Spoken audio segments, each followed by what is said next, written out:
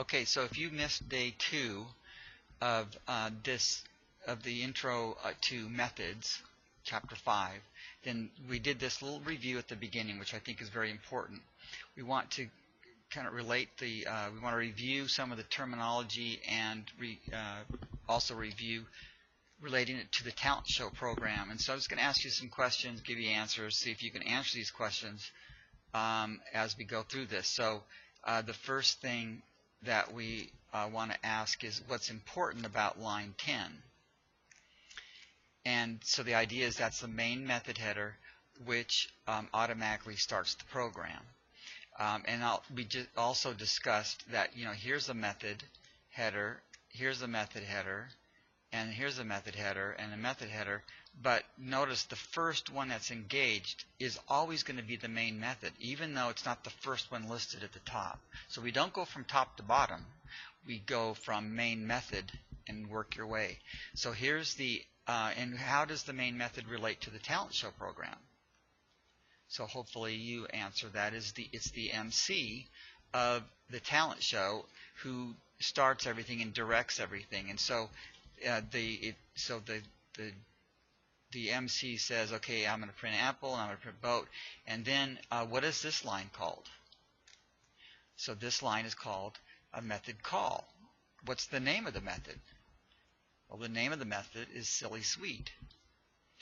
How does this line relate to the talent show?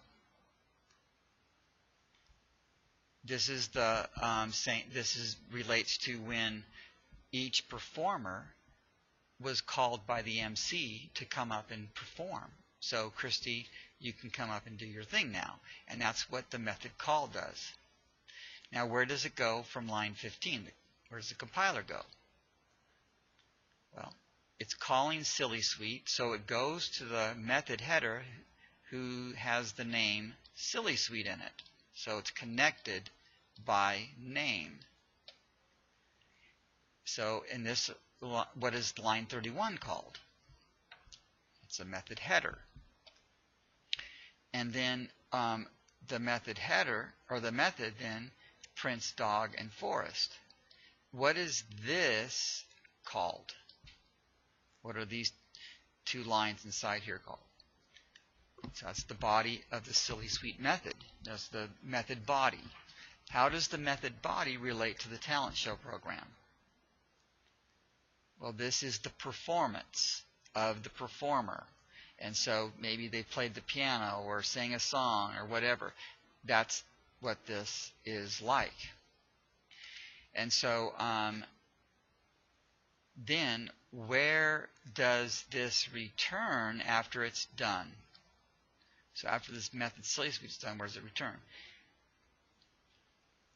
What's the landmark, in other words? So what you want to make sure that you have down on your notes is that you've got it down that it returns to the method call. So when a method is done, you return to the method call. And if there's nothing to do, it goes down to the next line. All right, so that's a little bit of review. And now we're going to go on to what we did next. And so, So the next thing that we did is I showed the class this program. And so as you can see in this program, that you can kind of see the idea here.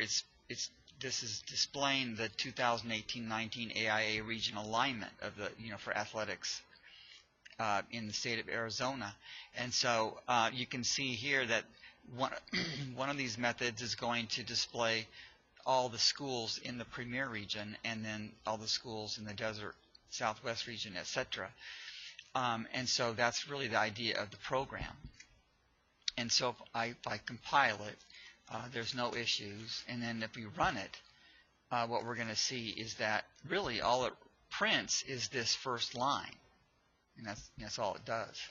So what I need you to do is you would then open up the region alignment with methods.java from Canvas and save that in your chapter 5 folder.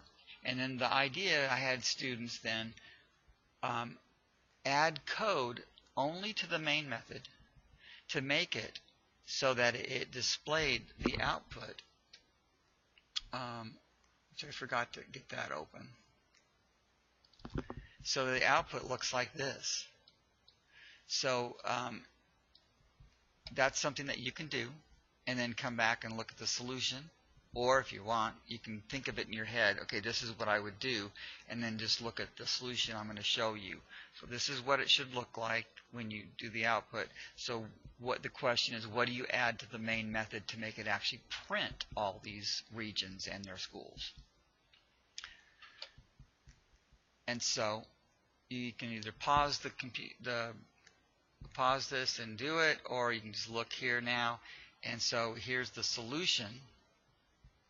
And the solution is the thing. See, all those methods in this here that I showed you is like Christy sitting there. She's ready to play the piano or sing, but she's just sitting there for right now. Never does it. And so Dale is ready to do his magic act or whatever, but he's not doing it. He's just sitting there, but with the ability to do it. And the reason is because that they're not doing their performances is because they haven't been called up by the MC to go, hey, you're up, Christy's up, Dale's up. And so the idea then is that we've got to do some method calls. We have to do those method calls that call those into action.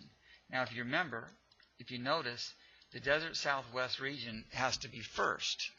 Well, so that all that means is that the MC needs to call the Desert Southwest region first, or the main method has to do that call first. It's not the order and how they're listed down here. This does not have anything to do with it. It's the order in which they're called to come up and do their thing by the main method. So you have your method calls here, and then you have the lines of code that print blank lines in the output, because that's what I showed here. All right, so that's how that works. And now we're going to go on to the next thing, I think. Let's check this out. Whoops. No, that's not what we wanted. I'm clicking on the wrong buttons. Okay, so the next thing that we want to do is either write something, be prepared to write something on paper or to type it, or you actually can just think this in your mind if you'd like to see how you do. So the idea here is for, and I'm just messing this thing up totally, is I need you to, if I were to ask you to write a method header for the method name taxcalc, can you do that without looking at your notes? So try that in your mind or on paper, and then look at your notes if you have to. And so what that would look like is you need to memorize that it says public static void at the beginning, and for now that's all we're going to have is public static void. In our next class we will actually learn how to change that void to another word and the reason for it. You have the name of the method and in the parentheses, so you have here's the method header. That's what they look like. And so then the next question is write the method call for this method. In other words, write the line of code that's going to cause this method to be executed. And so that would look like this, taxcalc. So you just have the name of the method, parentheses, and semicolon, and that's your method call. Now the idea here is if you were typing on this, I had students scroll up so they can't see what they just typed. So again, they should only be able to see a blank screen or blank document. So then the next question was write a method call for the assignment method, or for a method whose name is assignment.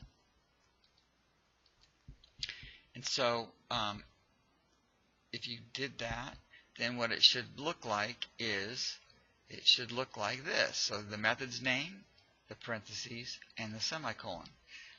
The idea for not being able to see the other, what you've typed already, is because we want you to be able to, we want you to always try to recall things until you memorize them.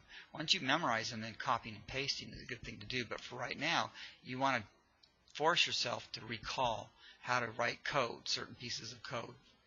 And then the next thing I would ask the student is now write the method header, that the header for the method that this is going to call. And of course, that would be basically public static void, those three again, and then the name of the method, and then the parentheses, and no semicolon. All right, so that's what we did as far as practice and review, and the next video will give you some new concepts.